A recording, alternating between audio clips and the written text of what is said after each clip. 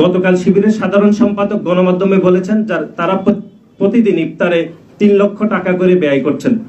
যদি প্রতিদিন 3 লক্ষ টাকা করে ব্যয় করা হয় তাহলে এই পবিত্র রমজানে প্রায় 90 লক্ষ টাকা তারা ব্যয় করছেন।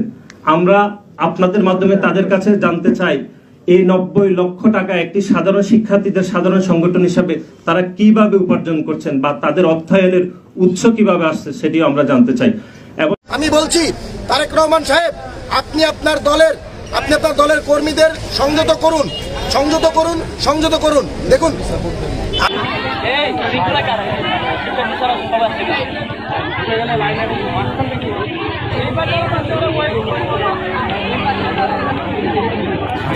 আপনারা বলবেন এত টাকা পান কোথায়?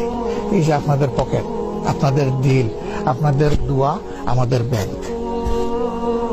আমরা রানিং যারা থাকি তারাও এখানে ডোনেট করি, আবার রানিং যখন সাবেক হয়ে যায় তারাও এখানে ডোনেট করে। এখানে কখনো ইন্টারনাল ক্লাস দেখবেন না। তো আমার এখানকার সংগঠনের স্ট্রাকচার কি, যেটার কারণে আমার এত অর্থ আসার একটা মানে লাইন তৈরি হয় না। আমার সংগঠনে দেখবেন প্রত্যেকটা মানুষ এখানে যারা থাকে তারা একটা ভ্রাতৃত্বপূর্ণ সম্পর্কের মধ্যে দিয়ে থাকে, প্রত্যেক মানুষকে ভালোবাসে। তারপর এখানকার অর্গানাইজেশন পুরোটা সুশৃঙ্খল, এখানে কখনো ইন্টারনাল ক্লাস দেখবেন না। এই 77 থেকে এখন পর্যন্ত ইন্টারনাল ক্লাস। বাংলাদেশ ইসলামী ছাত্র শিবির অর্থ পায় কোথায়, তাদের কি কর্মকাণ্ড, এ বিষয় নিয়ে ছাত্রদলের নেতা বা সেক্রেটারি নাসিরউদ্দিন নাসির আজকে প্রশ্ন তুলেছেন যে 90 লাখ টাকার ইফতারি বিতরণ করবে, তাহলে এই ইফতারির টাকা কোথা থেকে আসে? মৌলিক যে বিষয়গুলো, আমরা একটি বিষয় জানি যে বাংলাদেশ ইসলামী ছাত্র শিবির একটি আদর্শবাদী ছাত্র সংগঠন। বাংলাদেশের মধ্যে না, পৃথিবীর ইতিহাসে একটি বিরল ইতিহাস তারা তৈরি করেছেন। এশিয়া মহাদেশের ভিতরে সর্বশ্রেষ্ঠ বৃহত্তম ইসলামী ছাত্র সংগঠন বাংলাদেশ ইসলামী ছাত্র শিবির। 1977 সালে বাংলাদেশে এর পদযাত্রা শুরু হয়েছেন ঢাকা বিশ্ববিদ্যালয়ের কেন্দ্রীয় জামে মসজিদ থেকে। এদের একটি ভীষণ আছে, আমি আপনাদেরকে বলি সংক্ষিপ্তভাবে, আমি বিস্তারিত আলোচনা করব খুব শর্টলি। তারপরে বলি, আল্লাহ প্রদত্ত রসুল সাল্লাল্লাহু আলাইহি ওয়াসাল্লাম প্রদর্শিত বিধান অনুযায়ী মানুষের সার্বিক জীবনের পুনর্বিন্যাস সাধন করে আল্লাহর সন্তোষ অর্জন। এবং এদের একটা ভীষণ আছে, সেখানে লেখা আছে সমৃদ্ধ বাংলাদেশ গড়ার লক্ষ্যে সৎ, দক্ষ এবং দেশপ্রেমিক নাগরিক তৈরির ক্ষেত্রে ইসলামিক ছাত্র শিবির অঙ্গীকারবদ্ধ। এখানে কয়েকটি কাজ আছে, 5 দফা কর্মসূচি আছে। কর্মসূচিটা কি? দাওয়াতি কাজ করতে হবে, সংগঠন করতে হবে, প্রশিক্ষণ দিতে হবে, ইসলামী শিক্ষা আন্দোলন ও ছাত্র সমস্যার সমাধান করতে হবে এবং ইসলামী সমাজ বিনির্মাণে অর্থনৈতিক শোষণ, রাজনৈতিক নিপীড়ন এবং সাংস্কৃতিক গোলামি হতে মানবতার মুক্তির জন্য ইসলামী সমাজ বিনির্মাণে সার্বিক প্রচেষ্টা চালানো তাদের দায়িত্ব, তাদের কাজ। মিশন কি? ভীষণ কি? আপনারা বসতেন, তাদের একটি সংবিধান আছে। আমি বিস্তারিত আলোচনা করার আগে সংক্ষিপ্ত কিছু বিষয় আপনাদেরকে বলবো। পরিচিতি পর্ব, যেটা মানুষের পরিচয়, জীবন বিধান, মুসলমানের পরিচয়, এগুলো সকল কিছুকে তাদের সংবিধানে লিপিবদ্ধ আছে। সংবিধানের 36 ধারায় একটি বিষয় আছে, আমি আপনাদেরকে বলি। সংগঠনের প্রত্যেক স্তরে বায়তুল মাল থাকবে, প্রত্যেক স্তরে, বুঝতে হবে। কর্মী শুভাকাঙ্ক্ষীদের দান, সংগঠন প্রকাশনীর মুনাফা এবং শরিয়াত অনুমোদিত অন্যান্য খাতসমূহ থেকে প্রাপ্ত অর্থ হবে বায়তুল মালের আয়ের উৎস। আপনারা জানেন হিলফুল ফুজুল গঠন করেছেন রসুল সাল্লাল্লাহু আলাইহি সাল্লাম, এবং রসুল যখন মানে মক্কা মদিনাতে যখন নিজে সংগঠন করেছেন, নিজের সাহাবা আজমাইনদের নিয়ে যখন তিনি পদযাত্রা শুরু করেছেন, তখন কিন্তু বায়তুল মাল বলে একটি অপশন ছিল এবং গনিমতের মাল হিসাবে সে বায়তুল মাল কিন্তু স্তূপ হতো, সেখানে জমা হতো, সে থেকে ব্যয় হতো ইসলামের জন্য, দিন কায়েমের জন্য এবং দিন প্রতিষ্ঠার আন্দোলনের জন্য, কোরআনের আইন বাস্তবায়ন করার জন্য, রসুলের আদর্শকে বাস্তবায়ন করার জন্য এই বায়তুল মাল থেকে খরচ করা হতো এবং সেটা হিসাবান্তে খরচ করা হতো। এবং 37 ধারায় লেখা হয়েছে সংশ্লিষ্ট সভাপতি সংগঠনের কর্মসূচির বাস্তবায়ন ও অন্যান্য সাংগঠনিক কাজে বায়তুল মালের অর্থ ব্যয় করবেন। 38 ধারাতে বায়তুল মালের জন্য শরিয়াত অনুমোদিত অন্যান্য খাতসমূহ থেকে অর্থ সংগ্রহ করতে হলে আগেই কেন্দ্রীয় সভাপতির অনুমতি নিতে হবে এবং খাতসমূহ থেকে প্রাপ্ত অর্থের হিসাব পৃথক রাখতে হবে। এই অর্থ শুধু শরিয়াত নির্ধারিত খাতসমূহের ব্যয় করা যাবে। হিসাব দেখেছেন? শরিয়াত তো অনুমোদিত নিতে হবে, সভাপতির অনুমতি নিতে হবে, শরিয়াত সম্মত কিনা সেটাও দেখে তারপরে ব্যয়গুলো করতে হবে। এবং সেখানে মধ্যস্থন সংগঠনগুলো বায়তুল মাল থেকে নিয়মিতভাবে নির্ধারিত অংশ ঊর্ধ্বতন সংগঠনের বায়তুল মালে জমা দেবে।